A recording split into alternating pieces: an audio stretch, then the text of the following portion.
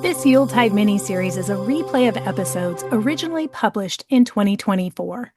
This way, the episodes are conveniently queued up in your podcast player so you don't have to go searching for them, and you never lose your spot in the listening order.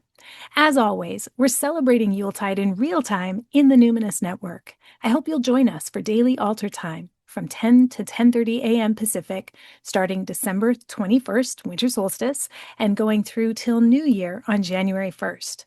We're gathering on Zoom to check in, light our candles, and do a 20-minute guided trance journey to connect with the Yuletide theme of the day. So join us in the Numinous Network for Yuletide. Sign up at carmenspaniola.com.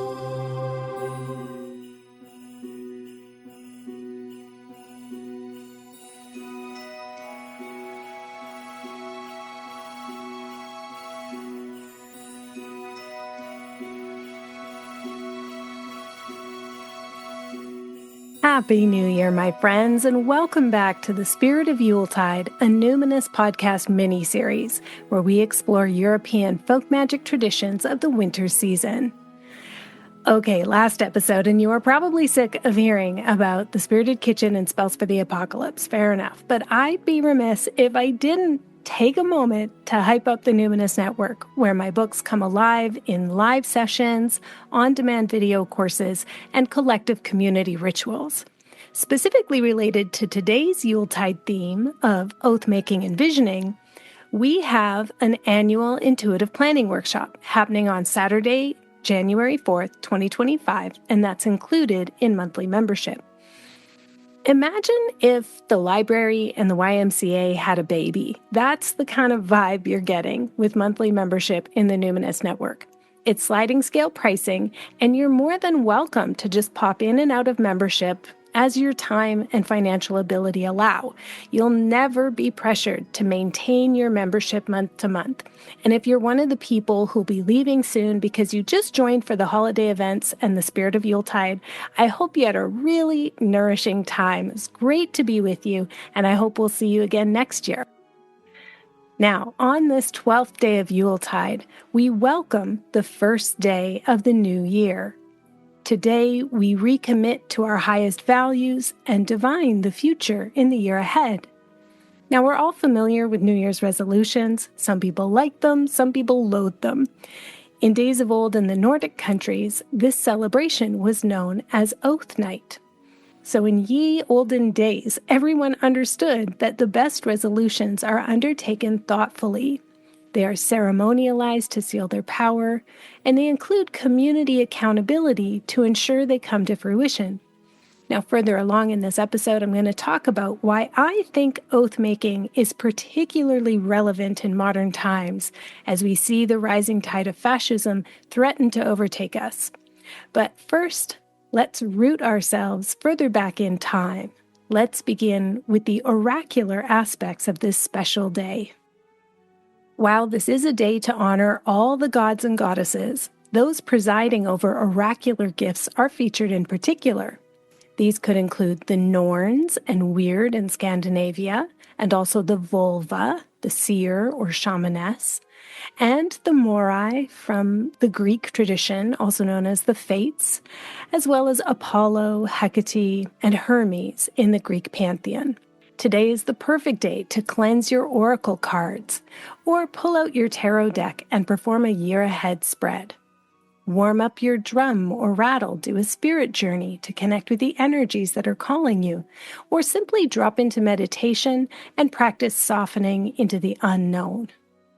Whatever is your preferred method, whether it's booking an appointment with a professional intuitive, dowsing with your pendulum, or giving the old magic 8-ball a shake, today is an auspicious day for psychic work of all kinds. Throughout Scandinavia, Sonargolter refers to Freyr's boar, a holy animal. A golden pig would be brought into the dining hall, upon which men would lay their hands while declaring their oaths. And the seer, the vulva, the oracle, would use the pig's hair for divination. In Finland, they drop molten tin into water and try to divine the future by interpreting the shapes it makes as it solidifies. In Scotland, they do a similar thing with candle wax and water, and they also interpret kale stalks. In parts of Ireland, small objects are hidden in the house, and whoever finds them gets that fortune. So a ring means love, a silver dollar means wealth, bread means good health, and so on. In Belarus, a pile of grain is placed in front of the unmarried women, and whoever's pile the rooster chooses is the woman who'll marry first. In Sweden, they eat rice pudding today with a single whole almond in it. Whoever gets the almond gets good luck this year. In Renaissance Italy, they'd walk around their house with a loaf of bread and a chunk of cheese and eat the whole thing. There would be as many haystacks in the field in the coming year's harvest as there were bites. Cheese and bread traditions seem like good ones to reanimate, so I highly recommend introducing that one if your tummy can take it. Magic making to ensure prosperity in the coming year is also a good bet for today. In Estonia, people eat 7 meals today as a form of sympathetic magic to ensure abundant harvests in the year ahead. When it comes to omen days of the year, today is a real standout. In the Scottish Highlands in the last century and before that, it is said that folks would wake up at sunrise and watch for omens for the first 12 hours of the day, representing the 12 months of the year. Anything notable that happened in that hour would be considered a sign of things to come in the corresponding month. Today is also a good day for space clearing. You want to move the old energy of the past year right on out the door by throwing the windows open and go room by room, cleansing with smoke or sound. Begin and end at your front door, working your way all the way around, or if you live in an apartment, start at the front door and work your way to the farthest window away. You can clear the space by vigorously clapping your hands in every corner and along every wall of each room. Or you can ring a bell, sing, or chant. Keep at it until the sound rings clear and true and strong. When the energy feels right, you're done. You can also clear the energy by lighting some incense or some dried herbs or a stick of resinous dried wood. You just light the material and then blow it out to release the sacred smoke and wave it top to bottom throughout the room. Now, unless you are of First Nations or Native American ancestry, please don't use white sage for this. It's endangered and sacred to cultures that are still recovering from genocide and the loss of spiritual traditions. Regardless of your ancestry, just think about the herbs used in the traditional cooking culture of your people. Those are perfectly suitable for smoke cleansing. Your people almost undoubtedly had some sort of smoke cleansing practice, since that spiritual practice appears nearly everywhere that there have been humans. For instance, from deep in the southern Mediterranean all the way to the Outer Hebrides of Scotland, ancient peoples used thyme, rosemary, mugwort, wild carrot, and all manner of dried flowers as ritual smoke. In the Southwest Asia and North African region, many woods and resins are used such as sandalwood, cedar of Lebanon, frankincense, and myrrh. If you're in the Pacific Northwest, you can use Douglas fir resin or dried cedar boughs. But why not just burn some of the needles from your Christmas tree if you have one? If none of those space-clearing rituals appeal, you could also just leave a bowl of white vinegar out overnight in each room to disperse any stagnant energies. You may also want to give your entire house a good sweep and send all of the dirt out the back door. Then return to your front door and pause there for a moment. Just pay attention. Visualize your home filling with sunlight and a warm golden glow. Every room spilling over with a feeling of creative, dynamic life force energy. Let there be grace and warmth and love. Let there be peace and serenity. Let there be a feeling of refuge and sanctuary. Set a seal on this feeling either with a declaration or an offering. A declaration can be as simple as saying out loud, "And so it is," or "And that's that, thank you very much." An offering could be something a little bit more elaborate, like reading a poem out loud to your home and to the unseen allies and the angels and brownies who live there with you. At the end, what I do is I kiss my palm and place it on my front door. I say in my heart, "Thank you for taking care of us." And then finally, remember, before you discard your tree this year, make sure you saw off the lower 12 to 24 inches of your Christmas tree and save it for next year's Yule log. It's a wonderful way to symbolically ensure the continuity of the seasons and to anchor Yule as a strong tradition in your household.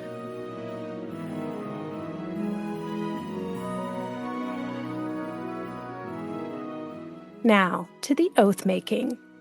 Questions to ask yourself when doing your ritual work today might include, what am I stepping into this year? What will I commit to? How will I serve the greater good? Who do I resolve to show up for? To whom or to what do I pledge my loyalty? In Norse traditions, words said on this day wielded great power. Oaths sworn to Thor while holding a replica of his hammer were holy, especially when witnessed by the community. These days, as fascism and capitalism have been working overtime hand in hand for at least a decade now, working to dissolve the infrastructure and institutions that would normally create a compassionate and democratic society, we must redouble our efforts to protect our rights and the rights of our neighbors, and we can begin at our local level at the very least. In his short and very easy-to-read 2017 book titled On Tyranny, 20 Lessons from the 20th Century, historian of fascism and Yale professor Timothy Snyder offers a handbook for resistance against this rising tide of fascism. I have this book in audio format. It's less than 2 hours long, and I use it as my bedtime listen. If I awake in the night from stress or worry, it helps me fall back to sleep. Not because it's boring, not at all, but because it's so soothing. The simple, actionable steps to overcome overwhelm help ease the strain on my nervous system. It helps dissipate the feeling that maybe I'm not doing enough, and helps clarify the areas where it's most important to me to dedicate my energy, given my desire to not only resist fascism, but create a more equitable and peaceable world. The 20 lessons have simple titles that are action items. For instance, Lesson 1 is Do Not Obey in Advance. Lesson 2 is Defend Institutions. 3, Beware the one-party state. 4, Take responsibility for the face of the world, and so on. On this first day of the year, I end my Yuletide festivities the same way I began, by reconnecting with my values. Given that I hold anti-fascism as a very high value, I can make an oath to live my values by simply choosing one of the action steps from On Tyranny, for instance, and then prioritizing activities that support that action step. So, for instance, these days, I'm quite drawn to this notion of defending institutions. This idea that institutions aren't as solid as we think, and that if we want them to be there for us when we need them, then we need to support and defend them and become involved in them, particularly at our local level. So for me, something like supporting the local 4-H club, that feels really important. 4-H is an institution that I want to preserve and defend. So I've got to figure out how I can get involved. Perhaps it's your community center programs or using the local library, your downtown business association, or your farmers market. Maybe even your smaller local places of worship, or being on a committee at your kid's school, or getting involved in land conservation and supporting Indigenous stewardship, or speaking up for the land back movement. Maybe volunteering for a wilderness trail maintenance crew. These are all forms of defending public institutions. So pick something local that you love, something that you hope will be here in the future, and throw some extra support behind them this year. And then, if you have capacity, you can scale that up a bit, either to something regional or maybe even national. Is there a labor union you could give $5 to each month? So for me, I live quite rurally, and sometimes Amazon is truly the only way we can get supplies we'd like for living on this land. I really enjoy shopping in our nearest small town and the small cities within an hour of us, and I do all the time. But their stores just don't always have what I need, not even the big box ones. And I'd love to boycott Amazon, and most of the time I do. But for some things, it would literally be a 5-hour drive to get that. So for the past couple years, I've supported the Amazon Labor Union with a monthly donation. And since we've moved rurally, I've upped that monthly donation. It's not much. It's about equivalent to Amazon Prime, but I'm sure it makes a difference, and I know that it's in alignment with my values. And I don't know if you've visited Wikipedia lately. I know the encroachment of AI on most search engines is making it tougher to access, like good quality reference material. But if you value journalism, if you value a free and independent media and internet included, then maybe Wikipedia is a place that you could direct your $2 a month. I'm not saying that you have to donate money, but I am saying that if you can spare a few dollars, directing them to the cultural institutions you value is hugely important, and it's a way to honor your oath each month. Other oaths you might pledge today could be to follow Snyder's suggestion in Chapter 12, make eye contact and small talk. Snyder doesn't use the term contact nutrition, but this is what he's talking about. And if you've spent any time in the Numinous Network or you've listened to the episodes of the Numinous podcast on contact nutrition and attachment, then you know this is like one of our main values. It's like the main value. Contact nutrition is made up of the 5 building blocks of secure attachment. That's kind eyes, vocal prosody, safe touch, shared rhythm, and ingestion behaviors. Contact nutrition is to secure attachment as vitamins are to a healthy diet. It's how we build a civil and compassionate society. So maybe your oath is to deepen your understanding of how critical these capacities are and to commit to practicing them with neighbors and strangers in your community. We've got a good primer course in the network and we practice all the time. So think back to the beginning of this program. Remember what you really care about. To what or to whom do you pledge your oath in the coming year? I hope you've enjoyed your 12 days and nights of ritual and reconnection to your spirit. It's always such a joy for me to revisit this time of year with you.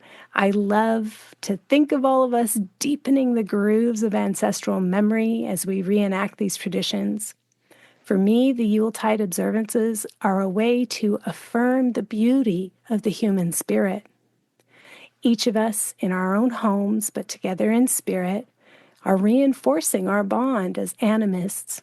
We're quietly resisting the harms of the overculture and engaging all of our senses to imagine and animate new ways that are really the old ways, as the wise ones say. I hope you'll keep circulating these new old ways in ever-widening circles, and I hope you'll adapt them to other times of year. It takes everyone to shape a culture, and culture is profoundly, arguably wholly influenced by values. The values that underpin the spirit of Yuletide are, for me, exactly the ones that I would want to shape the days, months, and years that become our shared future. So thanks for being part of it.